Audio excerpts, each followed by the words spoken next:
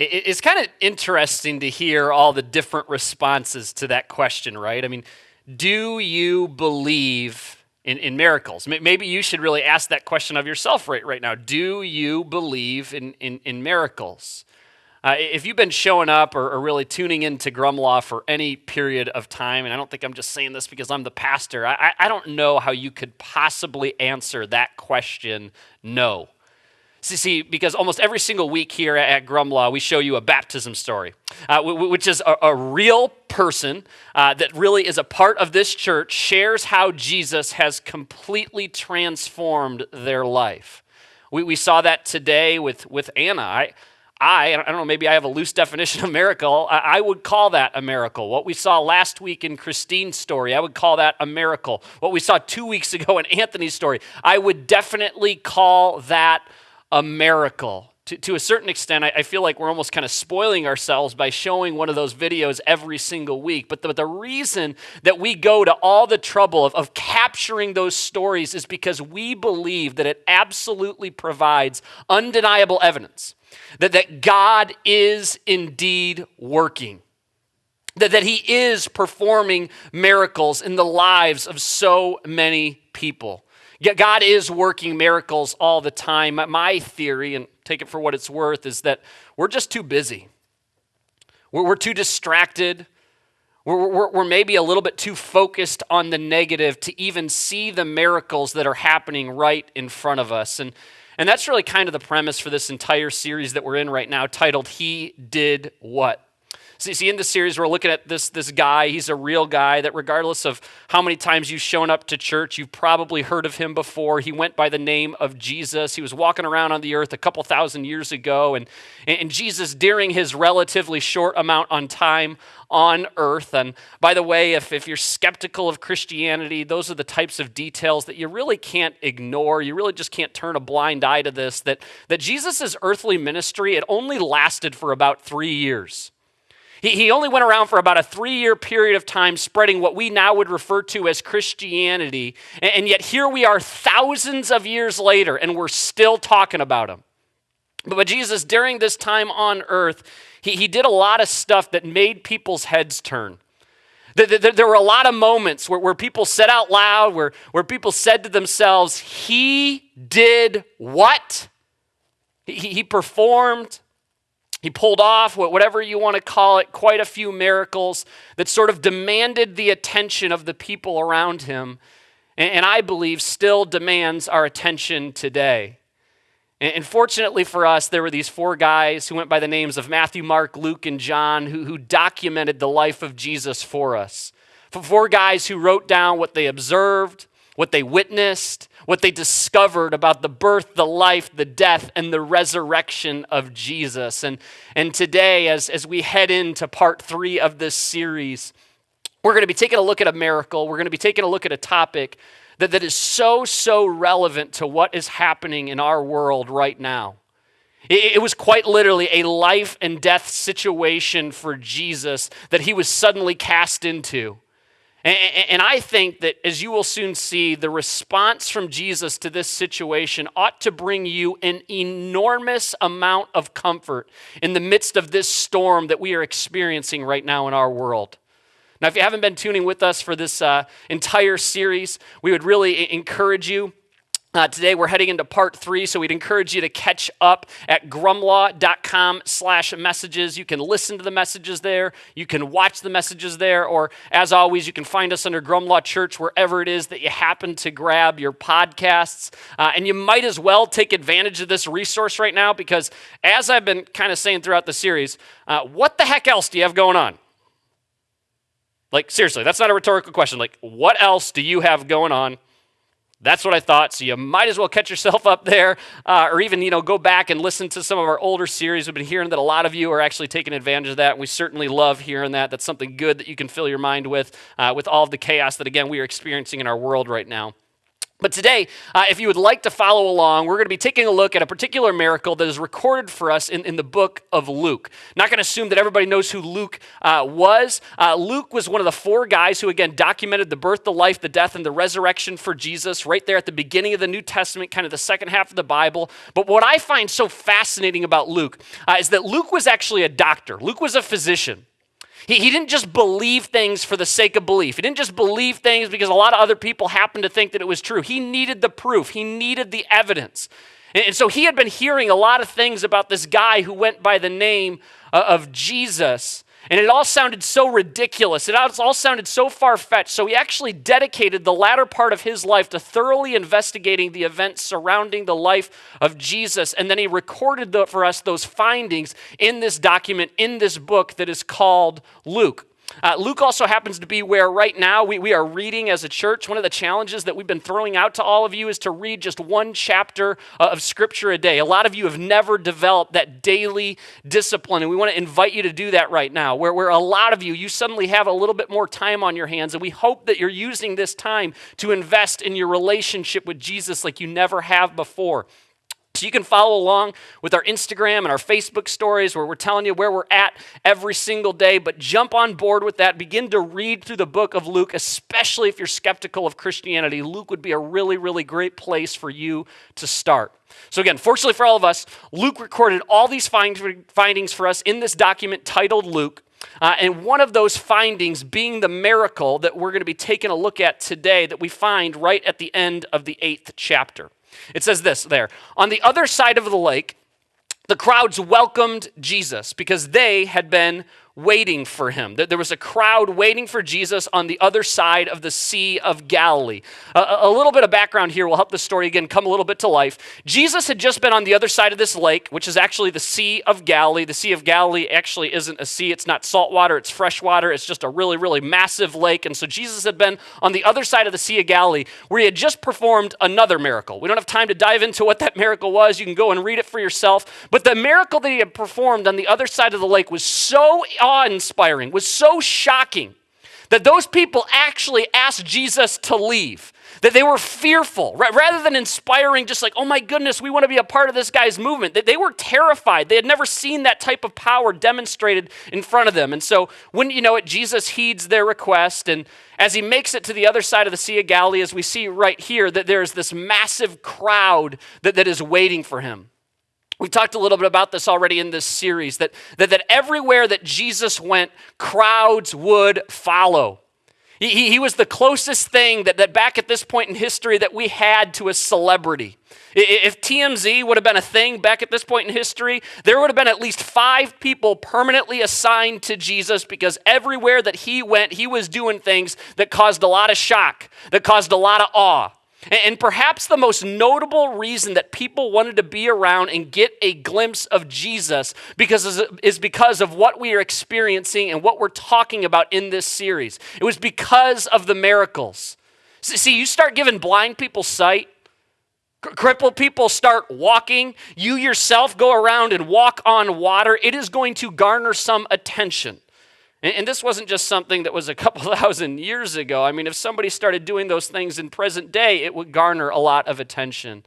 In fact, this was actually precisely why, just in case you've ever wondered as you've been reading through these gospel accounts, why Jesus often performed these miracles in private. That he would actually ask people, and often quite sternly, to not tell anyone. He was trying to avoid this celebrity circus act type attention that he so frequently received. Jesus was saying, and by the way, he still is saying, follow me because of the truth that I offer.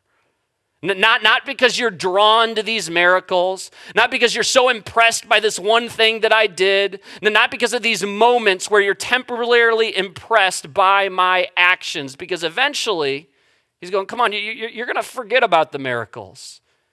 You're going to forget about how shocked you were in that moment. The awe it struck in you when I healed that guy. But my truth, the truth that I bring, that will last forever. And the same, when you think about it, is true in our own lives. We forget, don't we? We forget about those miraculous moments. We're so quick to get to that following day, that following week, that following year, and we don't even remember the miracles anymore. We can be so fickle. We can be so quick to forget. But what if we have that relationship with Jesus, that truth is impossible to escape? So Jesus arrives on the other side of the Sea of Galilee, and this massive crowd is waiting for him, largely because they just want to see Jesus do another one of his tricks. And before I dive into what comes next right here, I got to warn you, this morning is going to be a little bit like drinking from a fire hose, because there's so much stuff here that is so shockingly applicable to what we are experiencing right now in our world. I probably shouldn't be surprised by this at this point because God seems to do this stuff all the time. But I literally wrote down that I was going to speak on this particular miracle about 6 months ago, obviously having no idea that we would be involved in what we're involved right now as our world. And the applicability and the overlap is absolutely insane. So seriously, I kind of had like this big old grin on my face the entire time that I was writing this message this week. God is so good. God knows, he knows, he knows. The story continues. It says, then a man named Jairus, a leader of the local synagogue, came and fell at Jesus' feet, pleading with him to come home with him. His only daughter, who was about 12 years old, was dying. Now, a couple good old details here that are certainly worth noting. One, and as we talked a little bit about last week, the religious leaders, the leaders of the synagogue, they did not care very much for Jesus. They were all pretty much on the same page, but just in case, they sent out a fax to everybody that was a part of the religious leader clan and said, hey, Jesus is the worst. We don't like him. Stay away from him. Now, ironically, this is actually when faxing was invented about 2,000 years ago. Wouldn't you know it, we are still using that technology today. That's a joke, but how are we still using faxing? Now, lots of different reasons why these guys didn't like Jesus, but perhaps most notable was how Jesus would constantly call them out for the hypocrisy that he saw in their own lives. So see, these religious leaders, as we talked about last week, had this way of imposing these laws, these rules on the people that were impossible to keep, that they themselves were not keeping. They didn't exactly practice what they preached. And Jesus comes along and he doesn't stand for it. He starts to call these leaders out on this stuff, and they weren't used to that.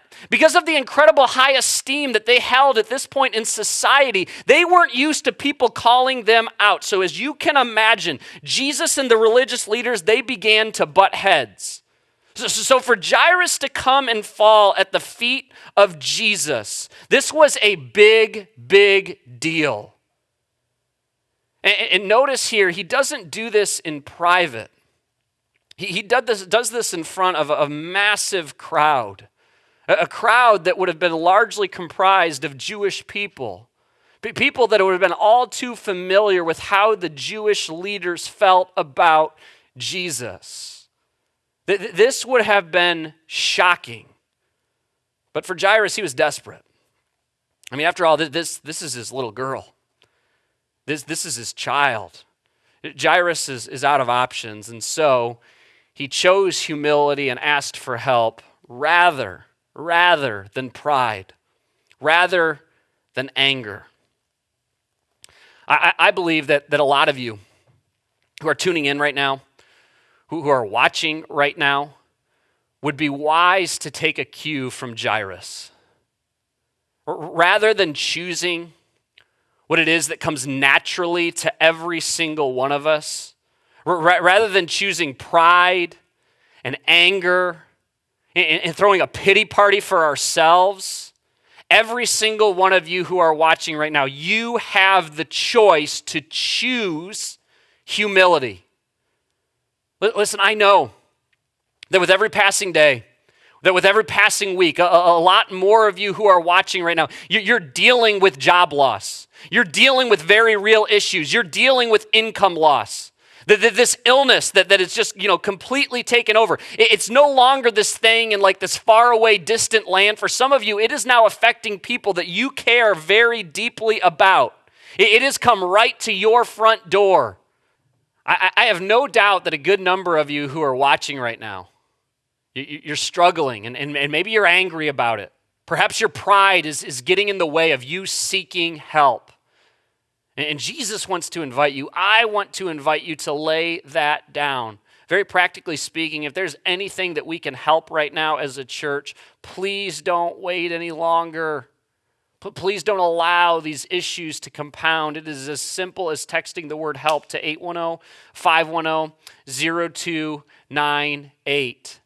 And listen, it doesn't matter if this is your first time tuning in or you've been coming to Grumlaw since day one. We want to help. This isn't just about helping people that happen to walk through the doors of our church normally. That this is about helping and being the hands and feet of Jesus to our community who so desperately needs this help right now. See, the enemy wants you to keep this bottled up. He wants you to wallow around in anger and pity. Because it's in that isolation that you are never going to experience healing, that you are never going to experience freedom. To use another example, I had a friend that for years he was struggling with a pornography addiction. And over again, he would tell himself that I could figure this out on my own. And sometimes he would make it days. There were even times he would make it weeks. There were times he told me he would make it months. But eventually he would slip back into that addiction all over again. But he had this reluctance to share this with anyone else. His pride would not allow him to admit that he had an issue. The shame that came along with that often got in the way. But wouldn't you know it, once he had the courage, once he had the humility to seek help and bring it out into the light, it was demolished. It was then that he began to experience victory. For some of you, perhaps, if you're watching right now, we know that some of you are actually doing pretty well. That all this extra time with family has actually been shockingly refreshing. And maybe what you need to do is that God is nudging you to be that help to someone else. One of the things I really charged our staff with this week is like, man, when a name appears in your head, when a face appears in your mind, do not look at that as a coincidence. Please take the time to pick up the phone, call that person, text that person, and just ask them that all-important question right now. How are you doing? ... Really? Like honestly, how are you doing? Worst case scenario, they're actually doing fantastic, and you just gave the opportunity to have a conversation with a real human being. But perhaps God put that name, put that face in your mind for a reason. Church, let's be the help that this world so desperately needs right now. But as we're going to see in this story, Jesus was not looking to simply help the physical. He had a whole lot more in mind. Now, it's also worth noting here as we continue to look through this story that there's actually another miracle sandwiched in here from the time that Jesus encounters and meets Jairus to the time that he actually arrives at the doorstep of Jairus' house. I'm not ignoring that. It's just that we only have time to explore one of those miracles this morning, but you can go ahead and read that stuff for yourself. But we're going to pick back up here in verse 49 where this miracle happens to commence. It says, a messenger arrived from the home of Jairus, the leader of the synagogue. He told him, your daughter is dead. There's no use troubling the teacher now. See, this messenger saw the situation as over. Because maybe Jesus could heal an illness. But raise a dead person back to life? There's no way. And so he utters these words, there's no use troubling him now. I want y'all to kind of really give me your attention right now, bring it in, because I don't want a single person watching right now, however you're tuning in, wherever you're joining us from, please don't miss this. Jesus longs to be troubled by you. Jesus wants to hear from you. Jesus is never, ever, ever put off by you. Jesus is never annoyed by you. He has never been irritated by your persistence. I think that fact should be really, really comforting to us right now. That Jesus has never looked down on you and thought to himself, seriously, again? Like, well, what in the heck do you want this time? And listen, I get that this is really, really hard for us to understand because basically nowhere else in our lives do we experience that type of unconditional love and acceptance, except from maybe our mamas, but probably not even there. In fact, story that goes along with that, just this last week, my wife was in the kitchen. She had just made dinner for our two oldest kids, a 4-year-old and a 2-year-old, and they were eating their meal, but they're being kind of squirmy. She's also holding our newly 4-month-old in her arms. She's going around the kitchen trying to do other things, and my son wants something. We don't really know what he wants, but he starts asking, Mommy, Mommy, Mommy. And with every time he says Mommy, it gets louder, it gets more high-pitched, and he's Mommy, Mommy. And eventually, my wife just kind of like stops, and she looks at him, and she goes, What, Malachi? Now, don't judge me because I just threw my wife under the bus. Let's make this very, very clear. For every time that my wife has a moment like that, you can multiply it by like 20 for me. There you go, all you fellow moms. I know you guys are like in some sort of a club together. I'm back to being the bad guy. But how incredible is it that Jesus never looks at you like that? That Jesus never looks at you annoyed. He never looks at you exasperated. He's never been irritated by your request. It is a patience and a love that is truly mesmerizing. Jesus wants to hear from you. He wants you to go to him again and again and again and again. He longs to do the impossible in your life, and he wants to be troubled by you. What should you be troubling Jesus with today? The most persistent prayer that I am praying right now, I shared a couple of weeks ago that my wife and I, we became foster parents. We had a 4-month-old baby that was just kind of dropped in our house out of nowhere, and so incredibly exciting. And because of the abuse that our new son has been through the first 4 months of his life before he made it into our home, it's looking pretty likely, where we're optimistic that we're eventually going to be able to adopt him. Now, one of the crazy things, and other foster parents had told me this, but you don't know it until you've actually experienced it yourself. It took me all of about 3 seconds for this child, for this baby boy, to feel every bit as much of mine, of my wife and I's family, as one of our children, as our other 2 kids, as our biological kids. And so I have to admit to you that this is probably the biggest fear I've ever had in my life. That someday it's possible that this little boy could be taken away from my wife and I. And so you better believe the prayer that I am praying over and over and over again, the request that I am taking to God over and over again, is that he will be ours forever, that we will eventually be able to legally adopt him. God has never responded to that request as many times as I pray it in a given day with, I got it already. Shay, this is the same thing you said yesterday. Enough. Andrea's been saying the same thing too. It's so annoying. Just relax about this thing. It's under control. No. He wants to hear from you over and over again.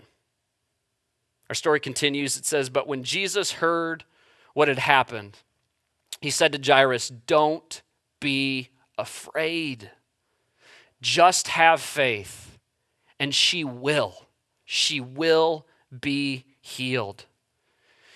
Notice that Jesus here does not say, be less afraid, or, okay, only be a little afraid, or have less fear than the people around you. No, he flat out commands Jairus and subsequently all of us, do not be afraid. If you haven't spent much time reading about the life of Jesus, let me give you a little bit of a spoiler alert right here. Jesus said these words all the time. Do not be afraid. Because what Jesus is trying to communicate to all of us is, he's going, don't you think that I care? Don't you think that I see the world and the mess it's in right now? Don't you realize who goes before you? He's going, I created the heavens. I created the earth. Did you really think I'm nervous? Did you really think I'm scared right now? And come on, everybody. We all have the benefit of hindsight. We know how this story ends. Jesus dies on a cross, and 3 days later, he rises from the dead. We know how much Jesus loves us because he already showed us how much he loves us when he died for us. And in light of that truth, Jesus is asking every single one of you who are watching right now, why are you so afraid? He's going, I already told you, but even more than that, I already showed you how much I love you when I died for you. So come running to me, he says, and I will show you that peace that really does surpass all understanding. I'll show you a peace even in the midst of this storm. Have faith in me. Trust me. Trust me who has proved his faithfulness throughout the history of mankind. To trust Jesus who died for you. When they arrived at the house, Jesus wouldn't let anyone go in with him except Peter, John, James, and the little girl's father and mother. The house was filled with people weeping and wailing, but he said these pretty shocking words. He says, "Stop the weeping. She isn't dead. She's only asleep." As mentioned, so often when he performed these miracles, he did so in private. He did so away from the crowds. As I was reflecting this week, when I think back to the miracles that I've experienced in my own life, most of them have come when I'm alone, when it's just me and Jesus. Those moments where I so needed the comfort of my heavenly Father have come when I've carved out that time for just me and him, and right when I needed him the most. Right when I felt like I was at a breaking point. I feel his presence, his warmth, his peace, his love. Don't miss this. Jairus trusted God even in the midst of overwhelming odds and circumstances were stacked against him. I mean, after all, at this point, his daughter, she was dead. She had no pulse. She was gone. It is so important that we don't abandon hope in this crisis we are facing. Faith keeps us moving forward even when it doesn't make sense to most of the people around us. And sometimes we have to be brought to the brink of despair before we will see the miracle happen. So see, one of the things that I so commonly hear from people is this, well, God never does anything like that in my life. And then the person usually gets a look on their face that is strikingly similar to when I tell my 4-year-old daughter that she cannot have another Reese's egg. Maybe the reason, and I know this is a little in your face and this is challenging you a little bit, but maybe the reason that you have never seen God show up like that in your life is because you have never trusted him long enough to see the miracle happen. You keep getting to the same breaking point every single time and you lose faith. You give God the middle finger. You retreat back into self-pity and anger rather than truly trusting God and cling to his truth. I found in my life that I can truly take joy in those hard times, the trying times, because it's in those times that a side of God is revealed to me that I would have never seen in the midst of everything going well. Most notably, I experience a kindness from God that wouldn't have been found in the midst of a perfect life. Maybe you just keep stopping short of the miracle. And Jesus tells you, don't be afraid. Just have faith. Trust in him. But the crowd laughed at him because they all knew she had died. Then Jesus took her by the hand and said in a loud voice, "My child, get up." And at that moment, her life returned. Other translations will read, her spirit returned, and she immediately stood up. Then Jesus told them to give her something to eat. How very practical of Jesus. Can we all, for just a minute here, admire the humility of Jesus? They laughed at him. They openly mocked him. And he still goes through with it. This blows my mind because it is so opposite the character of human beings, and I won't throw you under the bus, but I'll throw myself under the bus. So opposite the character of me. In fact, right after I graduated from college, I took this job that was making me a whopping $24,000 a year. And one of the things that made it into my budget was I really still wanted cable TV, and in particular, I found the cheapest one was Dish Network. And I paid for Dish Network every week because I really like sports, and I was not going without live sports. Now, my friend, who was in a similar position, making a similar amount of money, he thought this was hilarious. He could not believe that every single month I was throwing away $40 so that I could get live TV, and he made fun of me about this all the time. Whenever he would notice that dish on the top of my house, he was like, "Oh yeah, you have Dish Network. What is wrong with you? You are just wasting your money." Now, he thought this was really funny until the NBA playoffs came around. And suddenly, he wanted to watch live TV. And when you know it, he had the audacity to call me up and ask for my Dish Network password so that he could log into ESPN.com and watch the NBA playoffs. Now, how do you figure that I responded to that situation, to that request?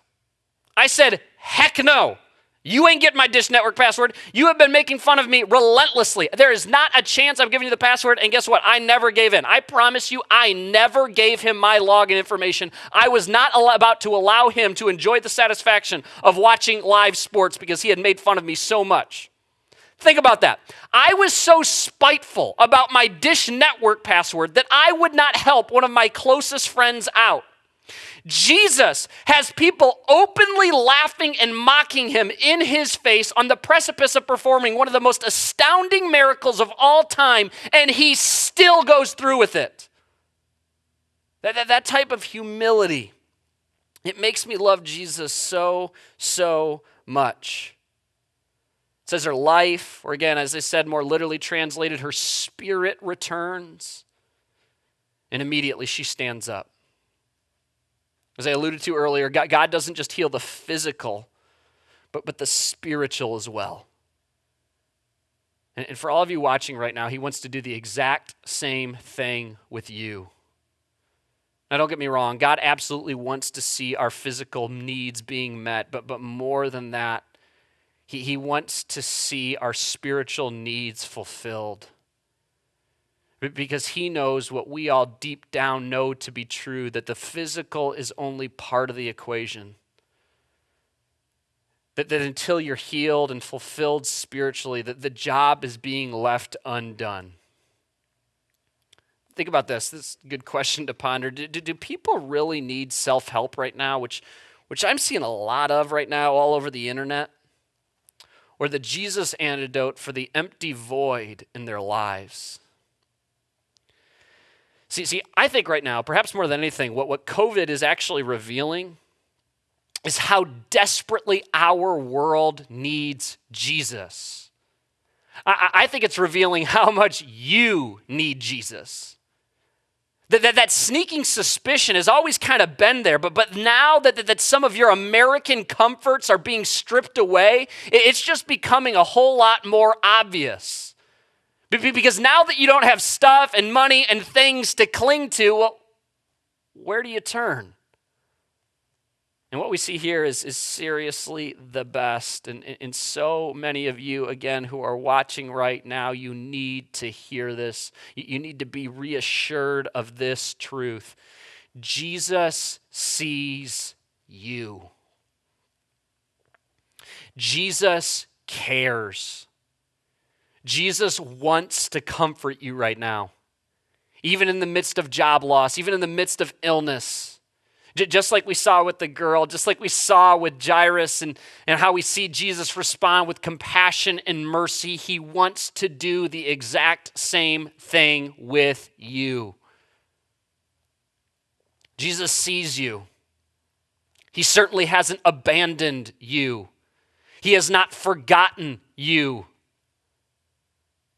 But will you have faith? Will you go running to him? Will you have that Jairus-type humility and fall to the feet of Jesus in desperation? You guys, Jesus has already broken down the walls. He already removed the barrier when he came down to earth and he died for you. It is officially your move. Her parents were overwhelmed. Other translations say astounded. But Jesus insisted that they not tell anyone what had happened. Why are we so astounded when God comes through? I mean, I kind of get it for Jairus, but come on. Again, we all have the benefit of hindsight. We already know how the story ends. We have all the miracles recorded for us. We know he rises from the grave. We've seen him throughout history come through again and again and again and again. So why do we meekly approach Jesus with a request when he's already proven that he is going to win? That nothing can stand against him. We worship a God who is not dead, who is alive. He has conquered death, who has already won the fight. So let's go boldly to our gracious God. There we will receive his mercy. There we will receive his grace when we need it most, like right now. God sees you. He knows your struggles, and he wants to meet you in the mess that you currently find yourself in. So stop resisting, humble yourself, admit you need help, and go running to him. And watch how he comes through. Eagerly anticipate the miracle God wants to work in your life. But remember, as it says in this passage, Jesus does not want to be simply known as the miracle worker, a flash in the pan, the quick, short-term solution, but he is the renewer of life. He wants to be your life transformer, and he wants to work that miracle in you. It's a matter of you having the humility to admit that you need help and go running to him.